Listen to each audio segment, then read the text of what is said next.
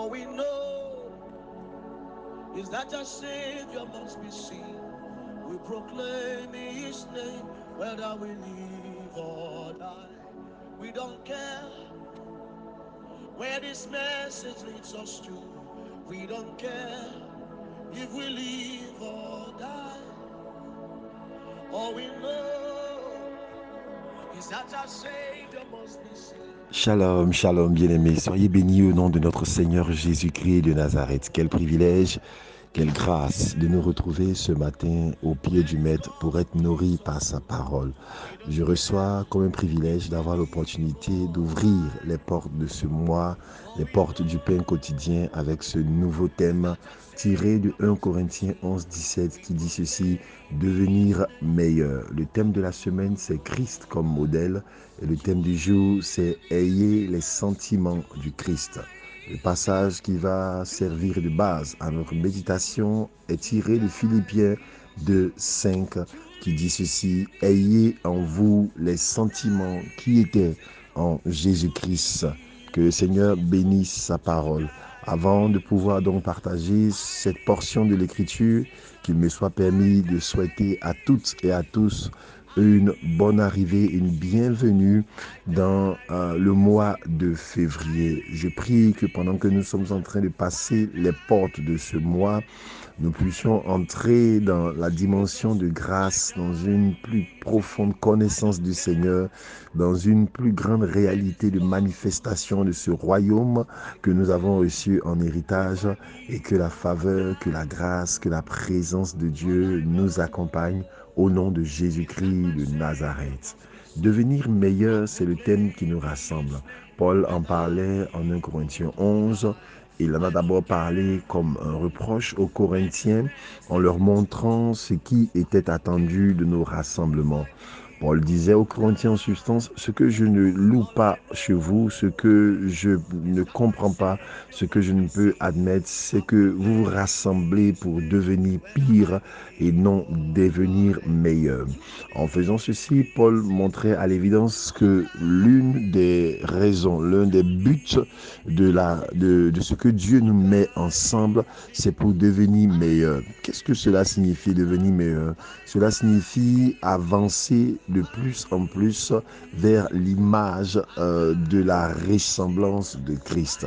Paul a eu l'occasion à le répéter par ailleurs dans plusieurs de ses épîtres, c'est que le but de son ministère, c'est que Christ soit pleinement formé en nous. Il disait par ailleurs: mes enfants, pour qui j'éprouve encore des douleurs de l'enfantement, jusqu'à ce que Christ soit formé en vous. En Éphésiens, il disait: jusqu'à ce que nous soyons parvenus à la stature parfaite du Christ. En fait, ce passage établit clairement que nous sommes dans un processus. Nous en avons déjà souvent parlé en présentant le salut comme une réalité que le Seigneur nous a acquise définitivement par la grâce de son sacrifice uniquement et non pas par nos œuvres, mais en insistant sur le fait que ce salut, il était tridimensionnel, passé, présent et à venir. Je ne veux pas rentrer à nouveau dans ces détails. Je voudrais simplement insister sur le fait que nous ne sommes pas encore des produits complètement finis. Nous ne serons des produits finis que lorsque nous serons en présence de notre Seigneur, rassemblés avec lui pour l'éternité. Mais dans cet intervalle-là, bien qu'ayant reçu la vie de Dieu, bien qu'ayant reçu l'Esprit de Dieu, nous sommes des produits en transformation. Nous sommes des individus en transformation. Ce qui signifie qu'il y a encore de la marge pour s'améliorer. Si Paul parle de devenir meilleur, cela veut donc dire que nous avons la responsabilité, la possibilité et de la marge pour pouvoir donc avancer dans la ressemblance de Christ. Et s'il reste encore de la marge, cela signifie bien évidemment que nous ne sommes pas encore devenus parfaits sur un plan pratique. Même si nous avons hérité la perfection de Christ de façon positionnelle dans la justice de Dieu, sur un plan parfait, nous ne sommes pas encore, un plan pratique, pardon, nous ne sommes pas encore devenus parfaits.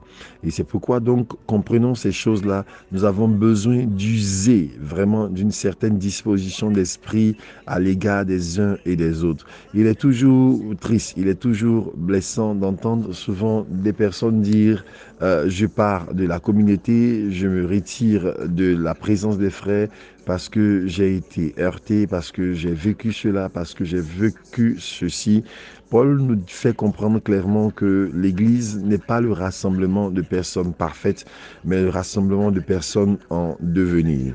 Donc, il faut avoir cette disposition d'esprit. Paul dit de ne pas se rassembler pour devenir pire.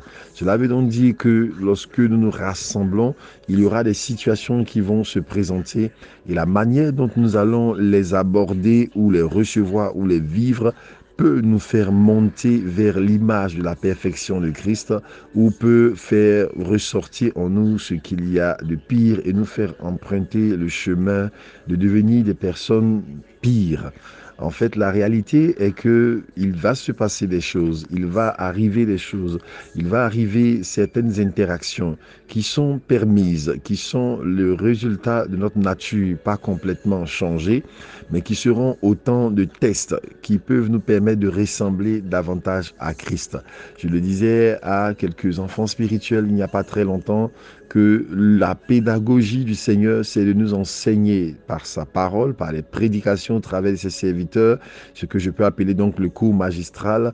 Et il y a ensuite des travaux pratiques qui sont des occasions de prouver, de démontrer que nous avons compris ce qui nous est enseigné. Si le Seigneur nous demande de nous pardonner les uns les autres, c'est parce qu'il y aura des occasions de ne pas pardonner. Il y aura des situations où nous serons en position d'hésiter quant à pardonner. Ça veut dire qu'il y aura des situations de blessures, d'offenses. Si le Seigneur nous demande de nous accueillir les uns les autres, cela veut dire qu'il y a des situations où nous aurons plutôt envie, n'est-ce pas, de rejeter l'autre, de fermer complètement les portes de notre affection à quelques personnes en raison des choses qui se seront passées. Si le Seigneur nous demande de ne pas nous retirer de nos assemblées, c'est simplement parce qu'il va arriver des situations où il nous semblera que la chose la plus évidente ou la plus simple à faire sera de nous retirer. Voyez-vous, il y a tellement de choses qui vont se produire, qui sont les accompagnements, inévitable d'un rassemblement d'hommes, mais si nous les prenons dans la bonne perspective, qui sont les outils que le Saint-Esprit tresse au-devant de nous pour travailler sur notre amour, pour travailler sur notre miséricorde, pour travailler sur les profondeurs de notre pardon, pour travailler sur les profondeurs de notre humilité. Et c'est pour cela que Paul donne la clé au travers de ce thème de ce jour en disant: ayez les sentiments qui étaient en Christ, ayez les dispositions de cœur qui étaient en Christ.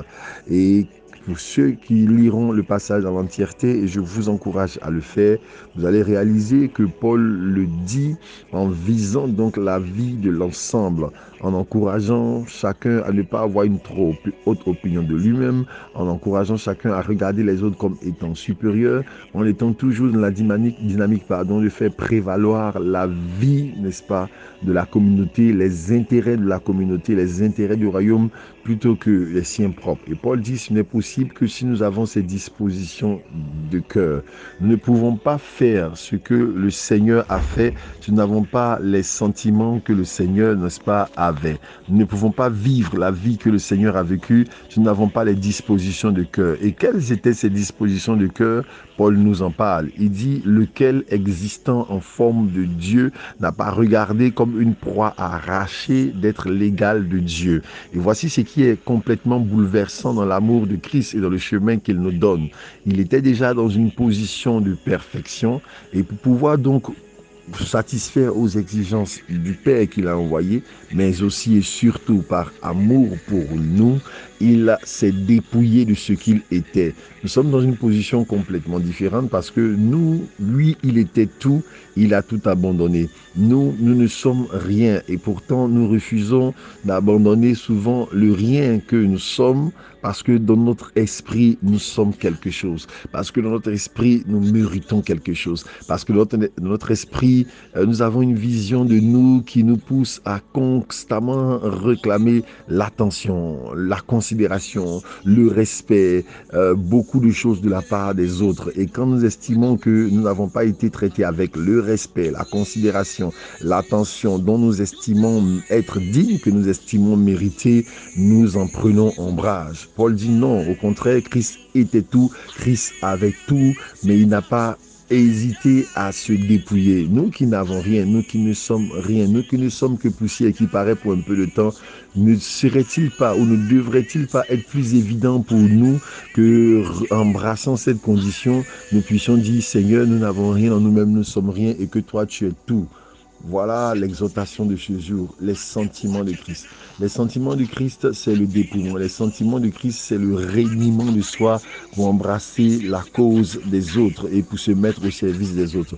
Ma prière pour nous ce matin, au moment où nous entrons dans ce mois de février, c'est que Dieu nous fasse la grâce de développer les sentiments qui étaient en Christ.